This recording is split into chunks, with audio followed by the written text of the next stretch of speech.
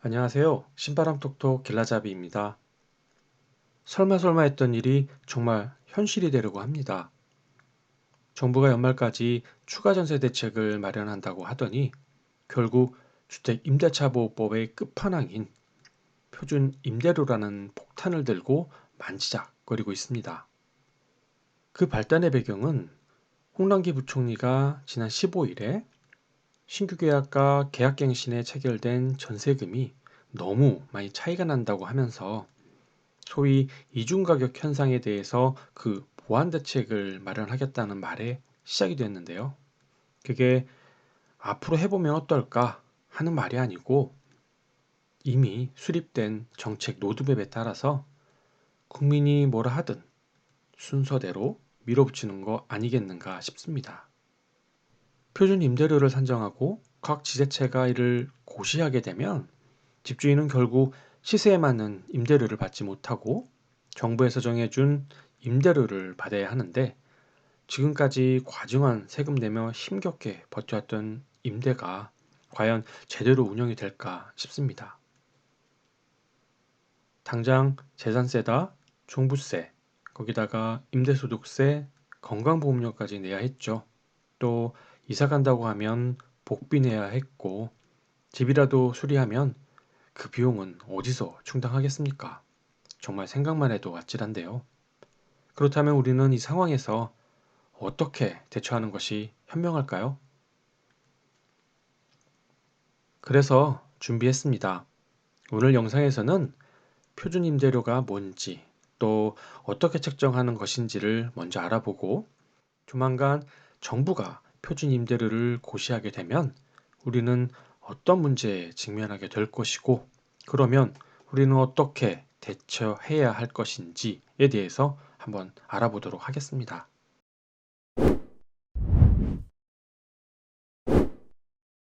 다들 아시다시피 부동산 가격이 급등하면서 정부가 임대차 3법이라는 어마어마한 것을 만들어서 지금의 혼란을 야기시키고 있죠. 임대차 3법이라고 하면 계약갱신 청구권제, 전월세 신고제, 전월세 상한제 이렇게 세 가지를 대표하는데요. 그중 첫 번째인 계약갱신 청구권을 시행하면서 지금같이 임대가격에 왜곡이 발생했죠. 그 대표적인 사례가 바로 강남 음마아파트인데요. 신규로 입주하는 전세의 경우 전세가 7억 8천만 원인데 반해 기존 세입자가 계약갱신 청구권을 사용한 계약인 경우 5%만 인상했기 때문에 최저 4억 7천만 원으로 같은 평형에서 무려 3억 원의 차이가 나는 것으로 조사되었습니다. 이렇게 계약갱신 때문에 발생한 이중계약으로 인해서 부동산 시세에 혼란을 야기시키고 있는데요. 이제는 한술 더 떠서 세입자가 아이들 교육이나 직장으로 인해 집주인과 어느 정도 합의해서 그 중간 가격인 7억 원의 전세 가격도 만들어졌다고 합니다. 이중 가격이 아니라 이제는 삼중 가격이라고 해야겠습니다. 상황이 이렇다 보니 홍남기 부총리가 또 다른 카드를 하나 꺼내들었죠. 그게 바로 임대차 3법 중 시행하지 않고 마지막으로 남겨놓은 전월세 상한제의 표준 임대료입니다. 임대료가 보기 좋게 예전처럼 하나의 가격으로 통일되어야 하는데 여러 개로 쪼개져 있으니 홍남기 부총리는 그게 보기 싫었던 것 같습니다. 그래서 표준 임대료라는 것을 만들어서 집주인이 시세대로 받지 못하게 하고 정부에서 정한 상한급 이하로만 받을 수 있게 법으로 정한 것입니다. 그렇게 되면 전세 가격이 2중이니 3중이니 하는 거 다 없어지면서 최소한의 인상으로 전세금이 형성될 것이기 때문에 정부도 좋고 세입자도 부담이 줄어서 훌륭한 정책이 아니겠느냐 생각하는 것 같습니다. 그런데 우리 집 표준임대료를 측정하려면 주택 용도, 면적, 구조 이런 것들을 다 알아야 하고 거기다가 최근에 거래된 임대계약 현황이 있어야만 하는데 말처럼 한번 만들어 보겠다고 그렇게 쉽게 만들어지는 게 아니거든요. 그래서 정부한테 그거 쉽게 안 될 겁니다 라고 해봤더니 홍남기 부총리가 그럽니다. 그건 걱정하지 마세요. 지난 6월부터 시행한 전월세 신고제 때문에 여러분의 부동산 수익과 임대 정보는 제가 손바닥 보듯 알 수 있습니다. 여러분의 협조 덕분에 벌써 29만 건의 데이터가 이미 축적되어 있으니 아마도 올 연말이면 표준임대 적용이 가능할 것 같은데요. 이렇게 구체적으로 답변하고 있습니다. 그렇습니다. 이전 영상에서 길라잡이가 우려했던 것처럼 정부는 임대차 3법 두 번째인 전월세 신고제를 활용해서 애시당초 과세가 아닌 규제로 그 데이터를 활용할 계획이었던 것 같습니다. 이쯤 되면 생각나는 유명한 말이 하나 있죠. 너는 다 계획이 있구나. 이렇게 임대차 3법 중 두 가지 법을 이용해서 기본 환경을 만들었고, 이제 임대차 3법 마지막 남은 전월세 상한제를 통해서 표준 임대료만 고시하게 되면 정부의 부동산 로드맵은 이제 완성되지 않을까 생각합니다. 그럼 표준 임대료는 지금 어느 단계까지 와 있을까요? 정말 서민 임대사업자들 피눈물 나는 모습을 보고 싶은 것일까요? 안타깝게도 표준 임대료와 직접 관련된 주거기본법과 주택임대차보호법 일부 개정 법률안은 이미 윤호중 의원이 대표 발의해서 다수 여당인 더불어민주당이 통과시키게 되면 오늘이라도 바로 시행하게 됩니다. 정부가 이렇게 체계적으로 밀어붙이는 것을 보면 사실 시간이 문제일 뿐 임대차 3법을 결국 완성하려 하지 않겠습니까? 더군다나 홍남기 부총리가 연말까지 보완 대책을 마련한다고 하니 시기도 딱딱 들어맞는 것 같습니다. 그럼 올 연말에 정부의 바람대로 표준 임대료를 만들어 고시한다면 이때 우리에게 중요한 것은 무엇일까요? 당연히 우리 집 표준 임대료가 얼마인지, 또 그게 현시세를 얼마나 반영해 줄 것인지 그게 가장 중요하지 않겠습니까? 표준 임대료는 시도지사가 표준주택을 지정하고 그 표준주택에 대한 표준 임대료를 산정해서 매년 공고하게 됩니다. 이때 표준 임대료는 주택의 공시가격, 인근 지역의 임대료, 주거비 물가지수, 은행 대출금리 등을 고려해서 정하도록 하였는데요. 사실 이건 그저 이론적인 내용이고 실제 우리에게는 감이 오지 않습니다. 그래서 다시 알아보니까 표준 임대료를 공시가격과 연동하는 안을 제시한 것이 있습니다. 그게 바로 공시가격 120% 내에서 결정한다라는 것입니다. 여기다가 정부는 집주인이 전세를 월세로 전환하는 것까지 규제하기 위해서 전월세 전환율 2.5%를 적용한다는 내용까지 담겨져 있습니다. 자, 이제는 이 기준을 적용해서 표준 임대료가 어떻게 나올지 그 예를 들어봐야겠죠? 근데 그 전에 우선 결론부터 이야기를 드리면 서울 고가의 아파트의 경우는 그나마 공시가격 현실화율이 높아서 상대적으로 전세금 인상분이 폭이 커서 표준 임대료 덕택을 볼 수 있겠구나라는 생각이 들지만 지방 저가의 아파트의 경우는 공시가격 현실화율이 작아서 전세금 인상분이 오히려 줄어들게 되는 역효과가 발생합니다. 더군다나 다가구 주택의 경우는 위 아파트보다도 더 적은 공시가격으로 인해서 지금의 전세금보다도 더 적은 표준 임대료가 책정되기 때문에 아마 가장 큰 피해가 발생될 것으로 검토되었습니다. 한번 자세하게 살펴볼까요? 서울 강남에 있는 고가의 아파트 가격이 시세 20억이라고 가정할 경우 공시가격 현실화율은 74.6%가 되어서 공시가격은 14억 9,200만 원이 됩니다. 여기에 120%를 곱하게 되면 표준 임대료는 17억 9천만 원이 되고 현 시세 대비 약 90%까지 전세금을 올릴 수 있으니 오히려 비싼 아파트를 가지고 있는 부자들에게는 표준 임대료 정책이 도움이 될 것 같습니다. 하지만 일부 지방의 아파트의 경우 고가의 아파트는 상황이 조금 다릅니다. 시세가 8억인 아파트의 공시가격 현실화율은 67.2%가 되어서 공시가격을 계산해 보면 5억 3,800만 원이 됩니다. 여기에 120% 적용을 하면 표준 임대료는 6억 4,500만 원으로 현 시세 대비 80%까지 올릴 수가 있어서 좋아 보이기는 한데, 지방의 경우는 매매보다 전세를 선호하기 때문에 전세율이 80% 이상인 지역도 많이 있습니다. 이럴 경우에는 전세금에서 손해를 보겠죠.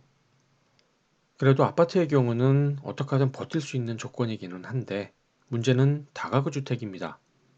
다가구 주택의 경우는 시세 대비 공시가격 현실화율이 적기 때문에 상대적으로 피해가 발생하게 되는데요. 가령 시세가 13억인 다가구가 있다고 할 경우 공시가격 현실화율인 53.7%로 공시가격이 6억 9,600만 원이 됩니다. 여기에 120%를 곱하면 표준 임대료가 8억 3,500만 원으로 시세 대비 64%밖에 되지 않습니다. 만약 다가구 주인이 64% 이상의 임대료를 받고 있다면 그 이상은 모두 뱉어내야 하는 상황이 되는 것입니다. 정부가 우리 집 임대료를 임의로 정해서 고시하게 되면 지금까지 살펴본 것처럼 서민에게 피해가 돌아갈 것 같아 몇몇 전문가분들이 우려를 표명했죠. 그러자 정부가 이렇게 말을 합니다. 서구 선진국은 계약을 갱신하는 경우뿐만 아니라 초기 임대료도 제한하는 사례가 많습니다 하면서 표준 임대료 시행에 대한 적정성을 강조했는데요. 그래서 그 사례가 정말 진짜인지 또 알아봤습니다. 정부가 모범 사례로 내세운 독일 베른시의 월세 상한제 결과인데요. 독일 역시 임대료가 상승하자 1년 전인 2020년 2월에 월세 상한제를 시행하였습니다. 표에서 보시는 것처럼 법으로 강제했기 때문에 당연히 평균 월세는 1년 새 최대 11%나 감소했다고 합니다.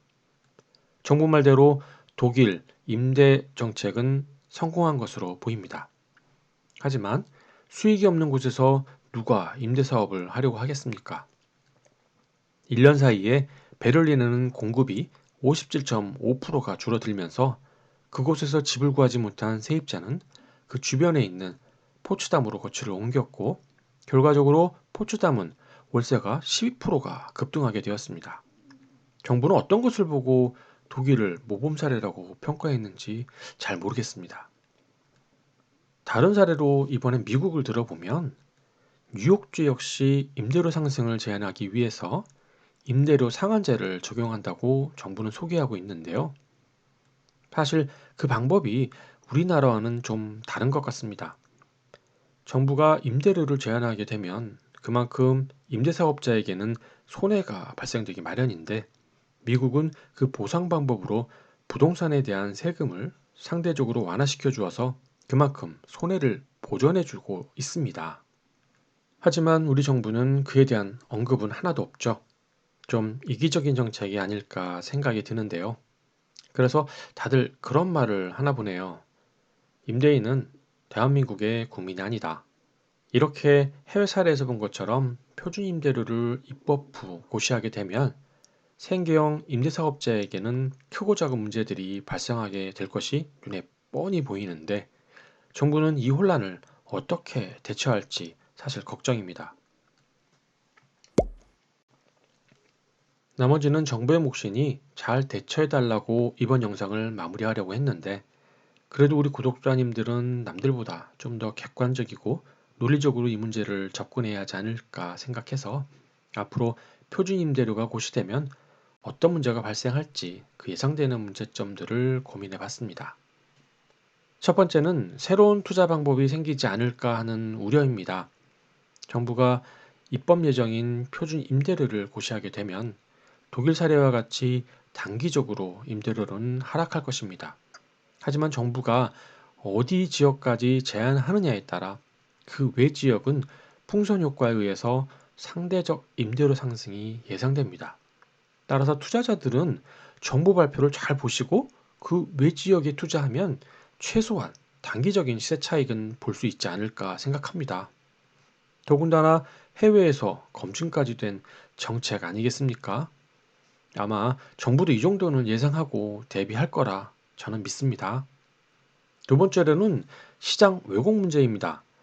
정부는 표준 임대료 산정을 위해서 전월세 신고 데이터를 활용한다고 했죠. 앞선 영상에서 소개드린 것처럼 일부 임대인들이 전월세 신고 시 자신의 사업 소득과 건강보험료 등을 회피하기 위해서 임대료를 관리비로 대체해서 받는다고 말씀드렸어요. 이럴 경우는 정부는 이미 왜곡된 기초자료를 가지고 표준 임대료를 만들기 때문에 그 결과의 신뢰성이 떨어질 수밖에 없습니다. 따라서 다음 정책을 추진하기 이전에 기존에 추진했던 정책이 얼마나 잘 시행되고 있는지를 먼저 검증 후 활용했으면 좋겠습니다. 세 번째는 표준 임대료 산출 방법인데요. 정부가 발표했던 것처럼 표준 임대료 산출 방법을 공시지가 120% 외에도 주택 용도, 구조 등 다양한 조건을 고려해서 만들 것이라고 의심하지는 않습니다.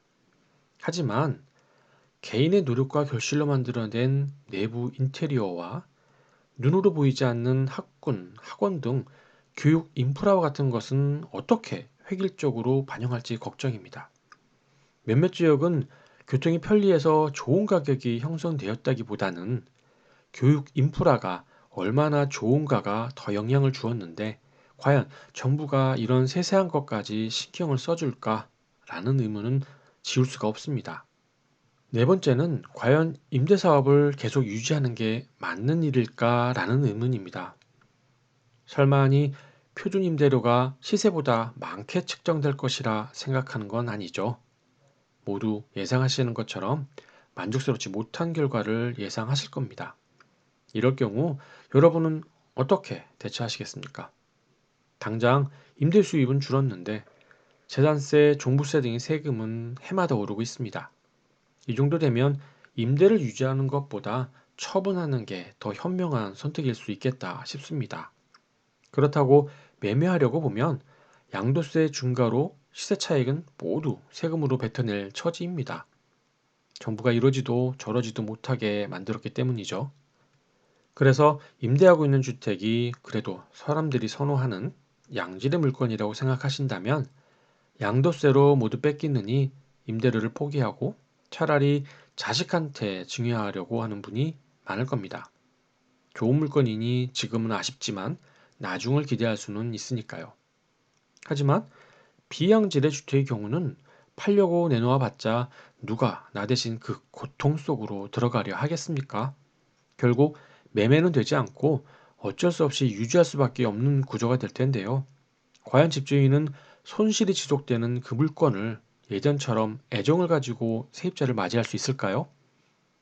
결론적으로 임대주택의 품질은 저하될 수밖에 없는 악순환의 구조라 생각이 듭니다. 사실 우리같이 생계형 임대사업자의 경우 현 정부가 올려놓은 세금 내느라 등골이 휠 지경이지만 그렇다고 나이 먹고 배운 게 부족해서 정부에 따질 엄두도 나지 않습니다. 그저 나라에서 정한 고지서가 나오면 먹는 거, 입는 거 줄여서 어찌됐든 세금 안 밀리고 내는 게 애국이라 생각하는 사람들입니다. 생계형 임대사업자들 퇴직 후 앞으로 10년, 20년을 남한테 손 안 벌리고 남은 인생 잘 살아보려고 하는 사람들 아닙니까? 이번 정책도 대한민국 국민 모두가 잘 살아보자고 하는 것이겠죠? 이번 임대료 상한제 충분히 검토해서 모두가 환영할 수 있는 법이 되었으면 좋겠습니다. 내용이 도움이 되셨으면 좋아요, 구독 부탁드리겠습니다. 감사합니다.